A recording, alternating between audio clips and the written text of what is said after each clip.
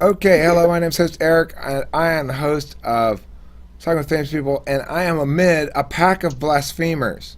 We've got a lot of anti-religious people here. When I ask them about their worst day, most of their worst days involved involved church. So I'm not anti-religious. My way of rebelling, I guess, is opposite in the sense that I was raised by atheist parents who were quite anti-religious and talked a lot of shit about religion all the time. So uh, I've come to accept. I've come from the other direction and been like, okay, I'm trying to find common ground with religion, you know. But it doesn't mean I actually want to go to church. Okay, I mean, I think if I had to sit through church and have this guy explain shit to me that I may or may not agree with, and I'm supposed to like, you know, afford it credence beyond any other random guy, that's a little not really my style. So, okay, but that's not my feelings on God, which I will get into at the moment. But let's go down the line. So, Courtney, you don't want to go to church. Do you have strong feelings about God, the existence of God, stuff like that? Or is it just a religion, organized religion thing? I guess kind of both. So I grew up going to a church in a small town in Texas where almost everybody was Christian. Population of the town was like 16,000, and there were over 60 churches, so it was heavily churched population. And I believed for a really long time until I was about 12 or so, and I started asking questions, and that's when the answers I would get were, you're not supposed to ask questions like that. Some questions aren't meant to be asked, and INTJs don't take to that very well. So that's pretty much my experience. I don't think that, I'm not an anti-theist, so I don't say there are no gods, but I am an atheist in the way of soft atheism, saying I reject the claim that a God exists because I haven't been provided sufficient evidence. Okay. You know what's an even better way to say that is there's no claim to be rejected because you failed to meet the minimum burden of proof. Exactly. And you've not actually made a claim, so why should I reject it? Well, it's not agnostic. It's saying I reject the framing that says one takes a position on this vector, because to acknowledge that I need to take a position on that vector of the existence of God is conceding framework on some level to the opponent. I mean, that's I'm just suggesting that's a way of approaching this. You know, not saying it's not necessarily my perspective on it. Okay, other thoughts on God. Courtney was raised religious. Anybody else here raised with a family that went to church, believed in that kind of stuff? Yeah. Mm. Okay, how was that experience for you guys? Nan, do you want to go first? Went with it for a while. More recently, I started to kind of question like what we're doing. I guess it's weird. Like I believe in God. I'm just not sure how I feel about Christianity. There's like so much controversy over what they're doing and like what Christians believe is okay, that I'm not sure that I want to be a part of that. But I know like there are other aspects. I'm just kind of like figuring out as I go on right now. Okay. Mahami, was that you about to chime in on this? I think it was Laurent's. Oh, okay. Yeah. Unify just asked an interesting question, which I'll get to after Lorenz. If I forget, please remind me. Go ahead, Lorenz. Okay, so I mean, I was raised in like a Christian family. I mean, my parents didn't really go to church as much, but my uncle is actually a pastor, so I got some of that like shoved down my throat. Actually, yeah, I became a born again Christian kind of by just being forced into it one morning. Wasn't too fun. And I could speak. I have the power of tongues now, so I could pretty much speak qualified gibberish. Well, you know, I know you make that claim, but remember, it only really counts if you're certified. Okay? So I want you to go, if you go to quadravel.com, you might be able to achieve certification in that. I'm not sure. Okay, other thoughts about religion experience. Mostly we're hearing people who find religion to be non-consensual because they're children and they're they had this belief system told to them as a truth they ought to adhere to, that they said is important, and the child has come into some sort of conflict with that belief system or the idea of those kind of belief systems. All right, so unify. Let's get to your question here. I have to get the chat up again. Can somebody read it to me? Because I can't. I'm having trouble because with the recording on, my computer goes super slow at everything.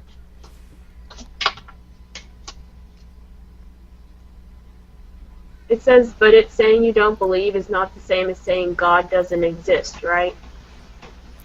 Right. Well, see, that's the interesting point, right? To say that I don't believe in God is to say God may or may not exist, but I choose to ascribe to the disbelief portion of that equation. To say that God doesn't exist is to say the referent that this word claims is there is not anything there. It's saying, if I say this banana, and you go, well, what banana? And I say, well, not the lighter, it's the banana that's right next to it. And you go, well, but there's not a banana right next to it. The problem is, you go, in that case, you're saying the banana doesn't exist. You're not saying necessarily that bananas don't exist, but you're saying that the thing you are referring to, there's nothing there. So that's a different framing, and in my opinion, it plays out differently in terms of the abstractions, but I'm not ascribing to either of those framings. Okay, anybody else want to talk about this? Yeah, for me, growing up, my parents were religious, but not overly religious. So I always grew up like kind of agnostic. Never really believed that. I didn't care either way. But then, as I got older, my parents got more religious, and that's when I started to push back. And I started listening to like Christopher Hitchens, Richard Dawkins, and started going atheism. And at some point, I was an anti-theist because I had like hate and contempt for religion. And like now, I'm just a soft atheist, I would say. Yeah, I certainly went Because through I an mean, it doesn't make anti-theist logical phase sense. myself. Yeah. I think most NTs, especially in adolescence, are going to go through an anti-theism phase because they're pushing back. They're pushing back on mores that conflict with their preferred mechanisms of understanding, and that's the first clear, obvious one that they can sort of sharpen their teeth on, is religion. And then at some point you stop being anti-theist and you start becoming like post-theist, I guess. Okay. Because the thing is, like as you progress as an anti-theist, you're basically this. You're no different from an overly religious, zealous person that's trying to convert everyone. What it's a problem of group definition, right? You're fixated on group definitions if you're an anti-theist or somebody who's a pro.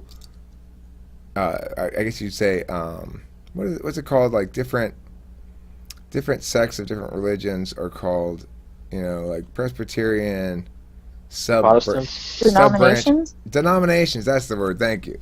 Yeah, different denominations. You might encounter some people who are like, no, my denomination is better. But in general, the anti-theists are probably more guilty of that kind of group, broad paintbrush reductionism. Like, here's people who are religious are stupid because blah is a thing that anti-theist people are possibly more likely to do than theists. But I guess theists do it with atheists too. Atheists get painted with a broad brush as well. Just because you're not a pro-theist or pro-theism or don't actively engage in theist talk a lot doesn't mean you fit in any particular stereotype. Anybody else want to chime in on this topic of religion? I've got to, before I expand the topic a bit, I want to get these sort of introductory thoughts down before I open up a bit. You believe in dog? I think one problem with anti-theism, or I guess hard atheism, is it kind of claims to, I guess, solve solipsism of like we can know that we're not in a virtual universe or brain in a vat or what have you. I think that's one of the problems. Claims to solve solipsism. I like that. That's a nice turn of phrase. Yeah, I see lots of issues with it, but foremost, I think that to the extent that we want to critique other frameworks, right, and I think that religion is a framework, it's a way of understanding the universe. If I am a believer, that doesn't mean that every second of every day I am relating everything to God or to my beliefs or to the divine. However, at the same time, just because I'm not a believer doesn't mean I'm not making links to the divine anyway. I just might not be defining them as such. To the extent that we feel that we know truth and distinguish it from falsehood, to the extent that that means anything, that resonates with something beyond ourselves, in my opinion, it's no less or more meaningful to make that link using the methodology of faith and a benevolent overseer of some sort than it is to project that notion of truth onto your own intuition and saying, well, I just know this to be true. Okay, but from whence cometh the quality of truth itself, and what's the model of truth under which you're understanding truth? I mean, I think we all act as though some things are true and some things are false, in no uncertain terms. We almost always do act as though that were the case. It's only on these vague gray border areas that we don't. We're talking about complex abstract shit. But when we do behave as though things are true or false, where does that truth come from? And then the last thing I'm going to say before opening up to responses to what I've said here is consider this possibility. We know on a quantum level that things don't exist unless they're observed. Or at least they fail to collapse from quantum superposition until they're observed. So the point is, there's a solution to this issue, but one possible solution to explaining the universe is that God is necessitated if the universe is to persist beyond our immediate perception, because it must be observed in order to be collapsed from quantum superposition. The question, if a tree falls in the forest, does it make a sound? The answer is yes, because God sees it, even if nobody else does. And if you say, well, what does that mean? And you say, well, it's been seen, hasn't it? Yeah. And nobody was there to make it sound, right? Yeah. Well, then it has to have been seen, so it must be God who saw it. All right, I open the floor to the God haters. Come on, God haters, hate on God. bring your hubris to talking with famous people. I think with the whole God discussion, you just get to the point where whether God exists or not doesn't really matter.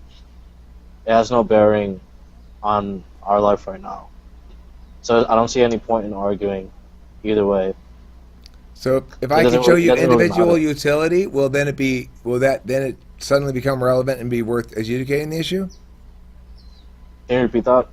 If I can show you individual impacts, if I can show you, like, it does matter for a lot of people, it has a big impact on their life, it affects their behavior and how they experience things, will then it become relevant to adjudicate the truth of the matter?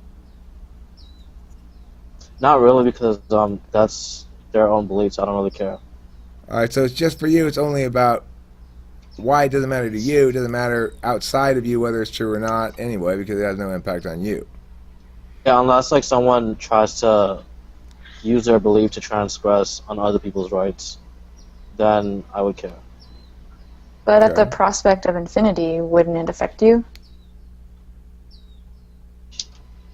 You have to explain that question. It sounds really, really good. I don't know what it means. Can you explain that?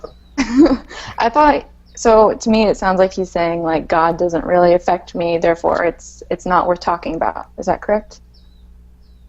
Yeah, and in the sense that like we're not aware of it, we're not aware of whether he, even if he does affect us, we're not aware of it, so it doesn't really matter.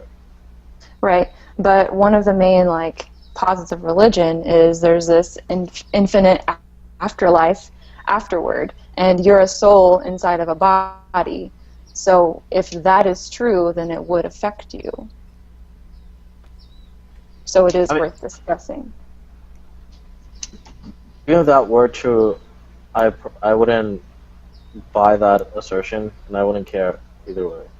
It wouldn't actually be a reason to care because there's infinite possible things that could be true. We can't care about all of them. There needs to be some adjudication methodology by which we determine which one we ought to focus on and which one not, because which one is more likely. Probability comes into play. So I think the answer to that is, even though it adjudicates the question of the issue of your immortal soul, we could also say, I mean, I guess that it's the counter argument to what I'm saying is, but yeah, it's the maximum possible impact. It's your experience for all of eternity, forever. So if I'm making the claim that, hey, watch out, you might stub your toe, it's a claim I can more or less ignore, especially if it's warranted by something like, watch out, you might stub your toe. There are unicorns around here, and they tend to stand right where you're walking, and then you stub your toe by kicking their hoof. And then I might just ignore that entirely. There's zero chance of that being true, and it doesn't matter if it is true, I'm just going to stub my toe. But if somebody tells me, no, seriously, you need to listen to me. You know how it hurts really bad when you like break your arm or something? Imagine feeling that constantly, forever, for all eternity, as you're standing ankle deep in a lake of fire. Imagine that. That's what you're going to get. That's the consequence you're going to get. If you don't, believe right. Okay? You're believing wrong. I can tell. I can smell it on you. I can smell the wrong believing.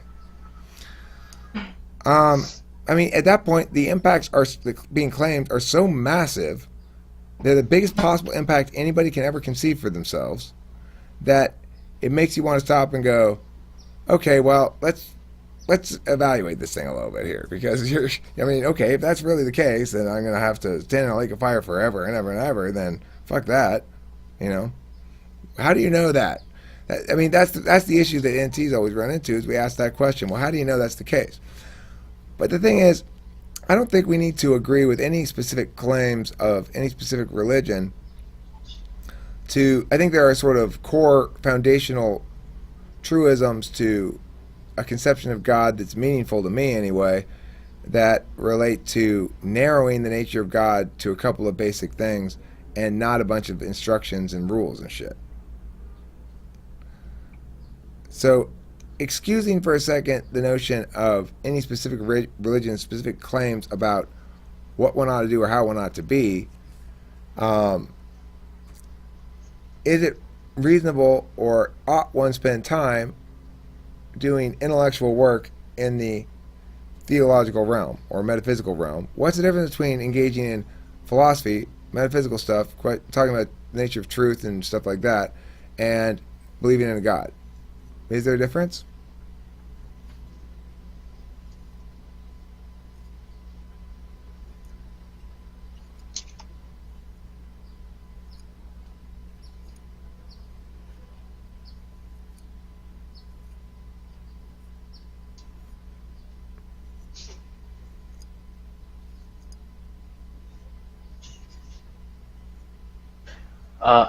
I don't know.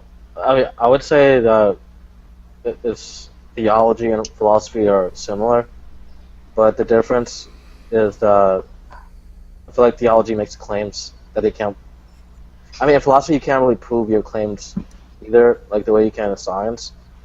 But at least it has like some bearing in the real world, as opposed to like it could be tested in some way in the physical world. Whereas theology, you're making claims about things that you can't really do in the real world. Well, the question column was basically, is the metaphysics is the rationalist metaphysics, namely the use of logic and philosophy and ideas about how language works to deconstruct the nature of things in a way that makes them more comprehensible to us, is that process any more meaningful or legitimate, that have somehow greater legitimacy than theology, just going to believe in a certain God and all that kind of stuff? That was the question. Any other thoughts on that question? Colin thinks it does. Why? What makes philosophy superior, if it is? Unless you're saying religion's superior. And, religion, as in general, like when you read their religious texts, there's no logic. I mean, I wouldn't say there's no logic, but the text as a whole doesn't have a logical flow to it. Well, it's not logically consistent with Whereas itself. philosophy there has to be a logical flow, or is dismissed. Right, but the logics of the respective individual entities of philosophy might be entirely in contradiction with each other. In fact, they often are. Unlike religion, which at least attempts to provide a unified message, and it at least attempts to find the links of ways in which it agrees with itself, philosophy draws distinctions in entirely the opposite fashion.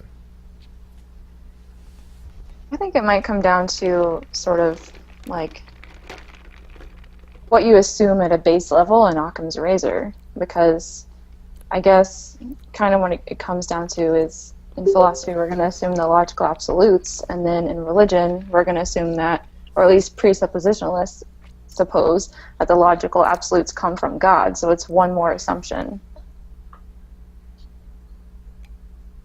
I see. Well, I mean, come from and are indistinguishable from are not such incredibly different things when one's speaking of the causality as nothing more than observation collapsing in a quantum superposition. Yeah, So, I wanted to ask you. Sorry, go ahead. No, I was just going to say that that seems tricky to me, to say that they come from God is a weird thing to say, because then you're trying to attribute specific things to God's action rather than understanding God as a meta entity representing absolutism's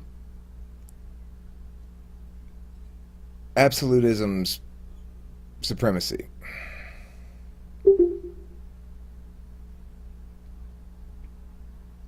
I mean, absolutism always wins. In the philosophical dispute, relativism always loses. It has to, because it is entirely in contradiction with our actual real-world experience. Namely, inductively, it's obviously false. Deductively, it's a challenge to uphold.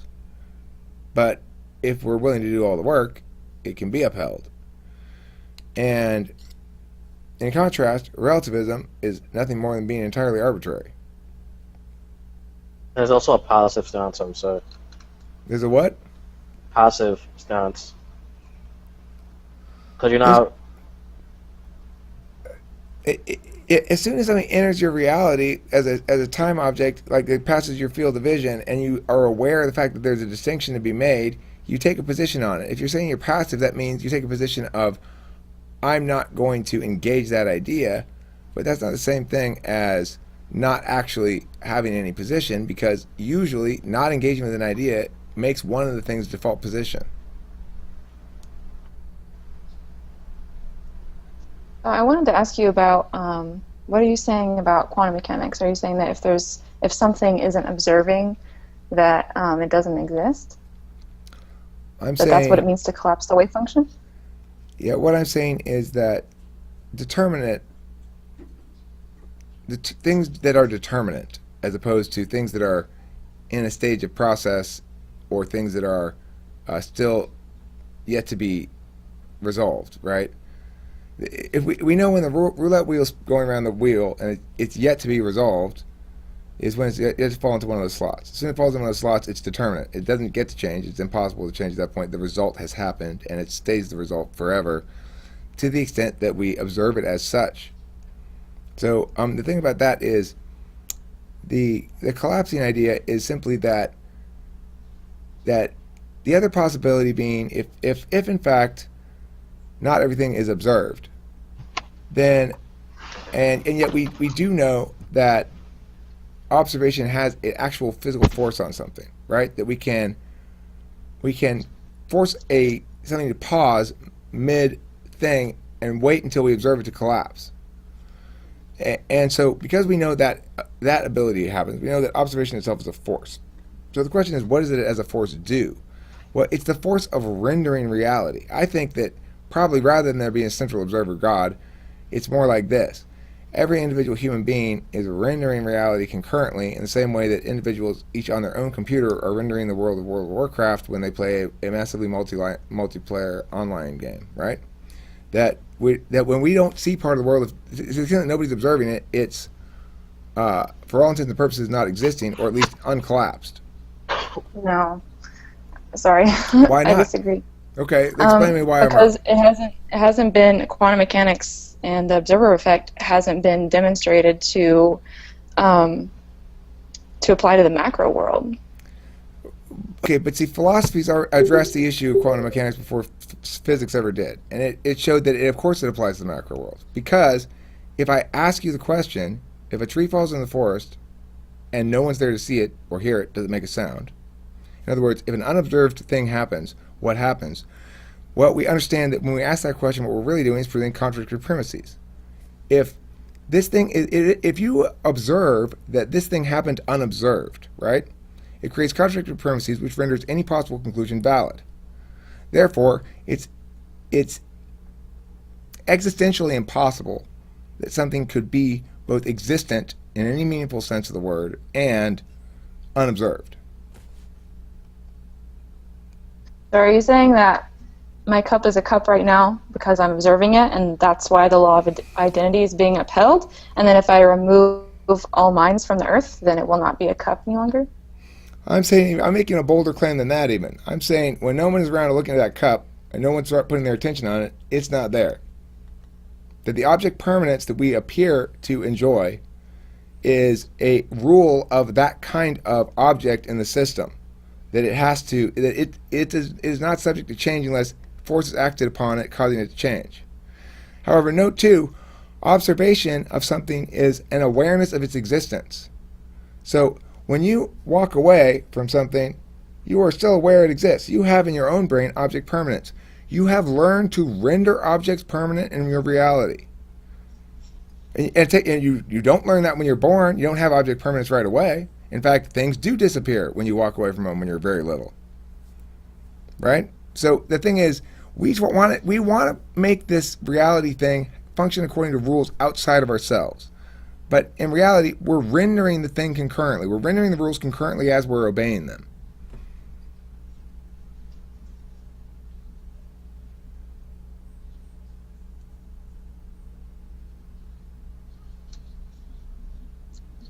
Magician child? Who's magician child? Look, it's a mistake to think that quantum mechanics apply only in the quantum world. It's a mistake because we know, look, in all manner of thing, the relationships, the analogous relationships exist. So it's like the mechanics of existence are reflected in many different frames, but the mechanics themselves don't change. And so the mechanics of existence comprise all the analogous relationships between things. And some analogous version of that appears in every system.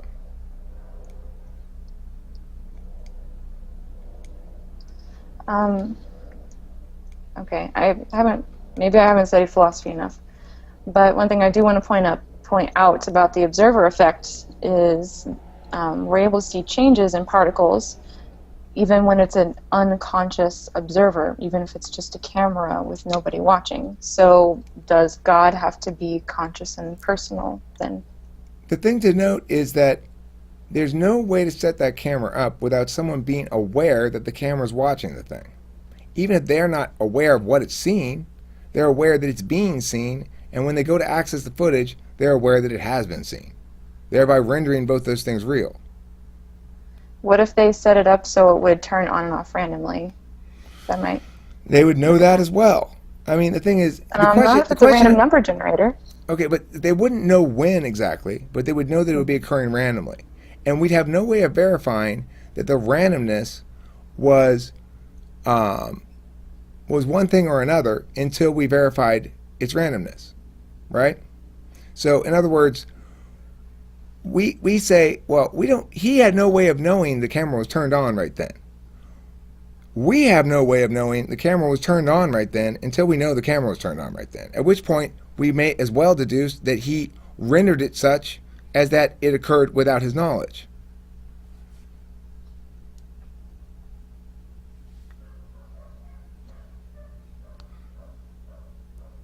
Well, no, it's not. No, we maintain knowledge of things beyond our sensory experience of them, and they persist for years.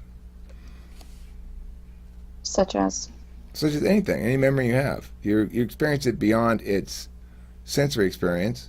You maybe remember it as some symbol of those senses in your brain, like an image or a sound in your brain, but you're not currently experiencing the senses of the experience anymore. You mean like an impression, kind of? Well, he's saying you only have consciousness through your experience. Well, it's true that you can't have consciousness without experience, but you can experience consciousness without experience right now. In fact, that's what ends do. Intuitive types are famous for having their head in the clouds, not being in their sensory experience, but instead in their meaning-making processes about those sensory experiences. Well, originally, yeah. Look, I'm not saying that humans can exist and be fully realized without any input at all. That's true. We need input, for sure. And the input comes through our senses, for sure. But it only comes through our senses in the most machine code level, because once the words of the page come in through our eyes, they're not just black specks that we're seeing. That would be our just pure sensory perception. They are the words that are being written there, and that's our intuitive way of perceiving the meaning from that physical object, right? And Callum can see infrared. Great. So here's what I'm trying to get at about all this is if we were going to talk about God, it's a lot more complicated a question, at least, than people often make it out to be. And both sides want to reduce the other side sometimes to the least effective members of that group and the least sophisticated members of that group. And so it's like, I remember for a long time I was very pro-choice. And the primary reason I was so pro-choice, I determined eventually, was because I didn't like pro-life people. They seemed sanctimonious to me, and they seemed like they made terrible arguments, and yada, yada, yada. But when I actually adjudicated the issue myself, I concluded that there's no justification for abortion. It doesn't add up. There's no normative system that supports it. So I'm now pro-life. But the point being that a lot of people, I think, are ultimately doing what I was doing with the pro-life people. I was saying, I don't like the way you guys are, so I'm going to dismiss your conclusions in general, and your process. Your processes are bad, and that's what's more important. So I'm going to dismiss your conclusions. But in fact, ultimately, bad processes come up with good ideas sometimes, and there's no reason to dismiss God as a concept just because religion itself is awful. And if it is, I mean, I'm not saying all of it is. Some people have good experiences with religion. I hear from you guys that it sounds like it was awful. I didn't really have any experiences with it, really. So. I guess I still don't understand. How do you know that quantum mechanics extends to the macro world if it hasn't been demonstrated scientifically? And quantum physicists do not say that it has been. Because to presume that it hasn't is to necessitate contradictory presumptions, contradictory assumptions. And if we're operating on any world that's built on contradictory assumptions, then any and everything is valid, and nothing is sound. We can't know unobserved things. We know that for sure, right? By knowing something means somebody's observed it, it's been observed, it's been created as an experience, as a time object, a piece of media that we can reference that gives us some sort of meaning or something. There's no such thing as a reality that has been unobserved that we can know about. the set of all things is equal to the set of all things that can be named. The set of all things that can be named is the set of all things that can be observed and communicated.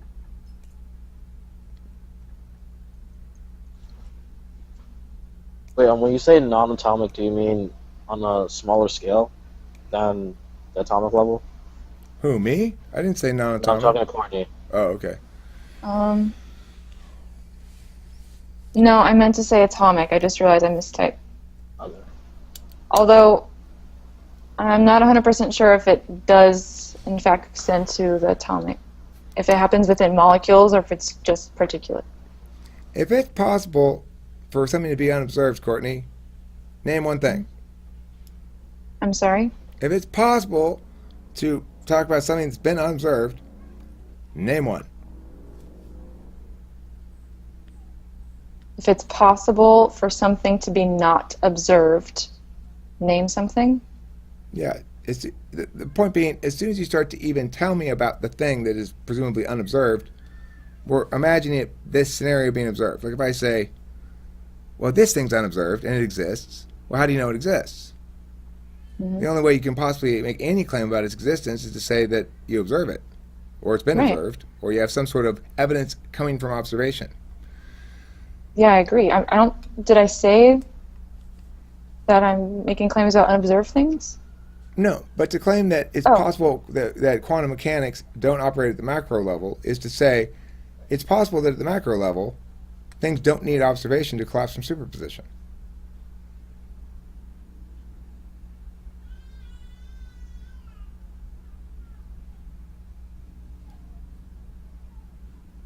Maybe it is possible, but that doesn't mean it's been demonstrated. Then I guess you couldn't really demonstrate it if you don't need to observe it for it to happen. I don't know.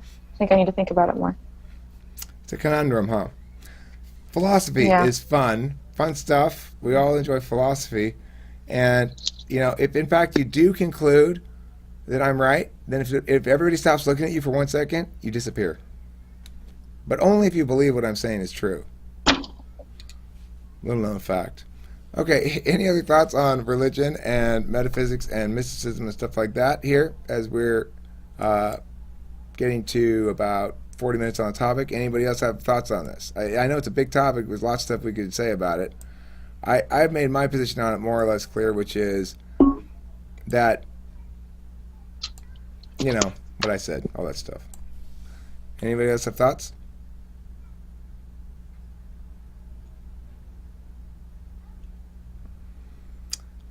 Quantum mechanics It's a isn't good point, mystic. Unify. I disagree. It's absolutely mysticism. When you hear a scientist say something is an emergent phenomenon of something else, for example, that is exactly mysticism. When you hear them say that it's not collapsed from a quantum superposition, it's exactly mysticism. It's saying there's something that exists in a state of non-distinction, and yet we're making a distinction about it, and all that kind of stuff. These words are nothing but mysticism, but they're sophisticated mysticism. They're not like primitive, oh, it rained, that means the gods are angry at you for having sex with my wife kind of primitive mysticism,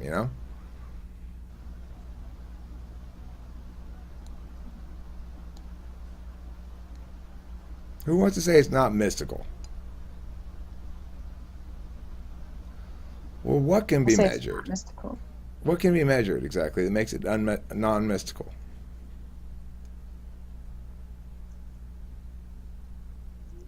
We're able to induce quantum mechanical effects by observing things.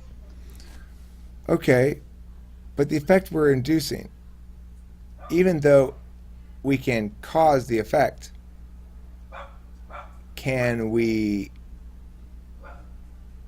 isn't the effect that we are saying this thing has no distinct identity except through our observing its identity? Isn't that the thing we're establishing? It seems to undermine itself, doesn't it?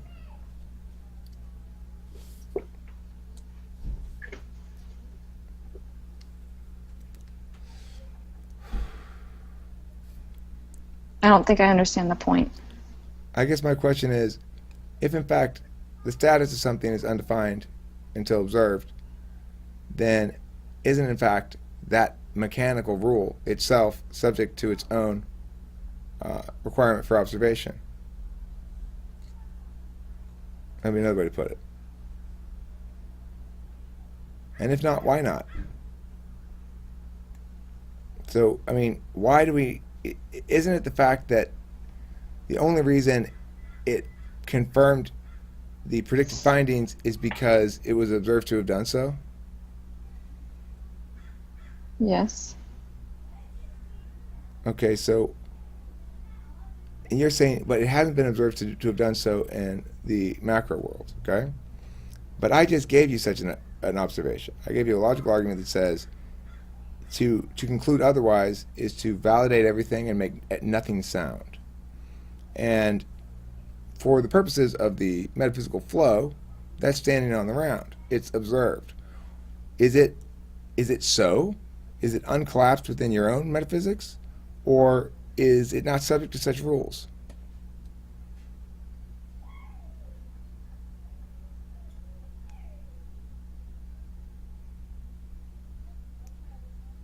I don't know. It's the effect of it. Unify, can you turn on your mic? Typing is a slower way of communicating than speaking with your voice. Fine. INTPs are really good at setting boundaries. INTPs aren't so good at that. And we aren't so good at respecting boundaries either. So those of you people out there who get offended when I push boundaries, cut a homie some slack, as they say. All right, we'll conclude our discussion on religion. I think that's a good conclusion. We're going to end it with a prayer either to yourself or to your non-deity. I'm going to offer my prayer to the God known as Curtis, God of naming things and of God of text and of naming things. Okay, he's basically the God of writing. And if you are a person who likes quality objects, perhaps you'll offer your prayer to Accutron, God of quality and objects. If you're a chaos-oriented individual, you could always go with Entropitripicles, God of stumbles and confusion. Regardless, here's the prayer. Everybody be cool.